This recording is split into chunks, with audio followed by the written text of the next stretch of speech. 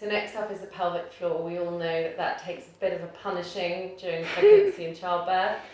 Interestingly enough, I had a cesarean, but what I learned is that your pelvic floor is just as affected, even if you have a cesarean, just because of the weight of the baby and carrying it obviously for 9 months. So this is something that everyone, regardless of how they actually had the birth, should really focus on. So Natalie, can you tell us what we're going to be doing? Yeah, so pelvic floor is very underestimated because it's so internal that, you know, you don't always think of that as your first go-to when you think to start exercising again, because you hear about Kegels and pelvic floor, and really everyone should be doing them regardless of whether you're pregnant or not, but it's not something you really go to day-to-day thinking as an exercise. So, you know, sometimes you can underestimate your pelvic floor and think you feel fine, especially as you say, if you have a cesarean, people's like, well, I haven't given birth through there, so it should be still intact. But internal recovery sometimes takes a lot longer, and you can underestimate how quickly you can recover.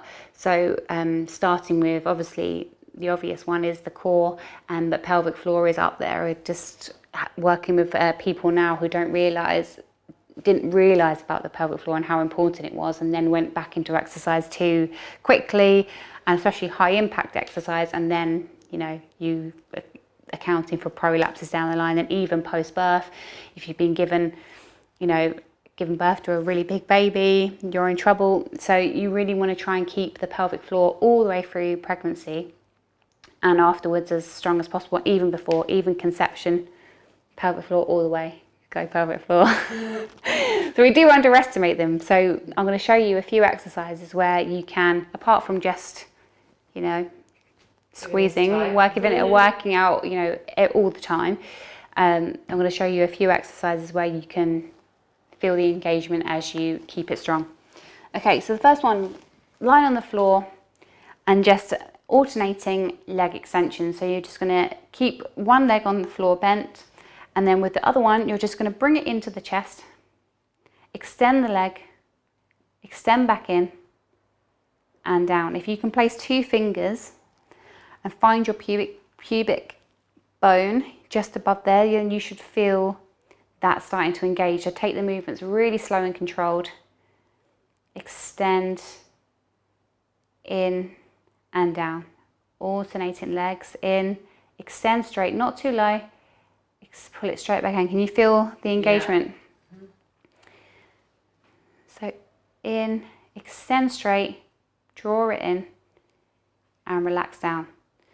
Okay, the second one I have is extending the feet again, but with arms above the head. Now with this, I know you're very conditioned now and you have got a strong core, but if you don't, keep the extensions quite straight, so not too low down because you don't want too much pressure. So you're just going to do the same thing. So you're going to have your legs up into a tabletop position. This is the advanced version. If you were going to just regress it a little bit, you'd start with one leg at a time. So we'll just do the regress version first. So you're going to start here, and then you're going to use, as you extend your feet, both arms above your head. So yeah, Sarah's very conditioned, so she's got her legs quite straight, but if you're new to it and you're just starting to engage, that should be enough. So just straight. Perfect. So that will be a single leg one at a time, and then you can, if you feel that that's enough, then you can go into double leg. So you're going to come up into the tabletop position and in, so more angle with the feet straight up. So just all you need is a tiny little engagement. So as you extend your hands, there is where you feel it. Can you feel that? Yeah. Good stuff. And all of these again, you can keep to as many reps as you feel like you can, but I would say normally around 8 to 10 reps is good for each one of these. And thirdly, we have, so inhaling and exhaling. So again, working with your breath, it's very similar to the core. You're going to bring your feet up again into tabletop position. This is the advanced version, and use your breath. As you inhale, you're going to open, and exhale, squeeze. Again, keeping the fingers, and you really want to feel where you're working here. And squeeze. I think when you can feel where you're working, you're much more connected with your breath. And squeeze.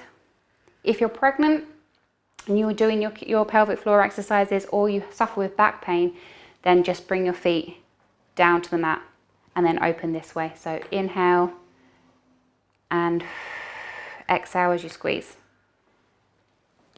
Fourthly, we have single leg lowers. So we're going to keep this nice and straight, and then we're going to start to lower and lift one leg at a time. So you're just going to bring the leg up, and again, keep your foot flexed towards you, and really ever so slowly down, not all the way about there. You want to keep the engagement through here and lift up.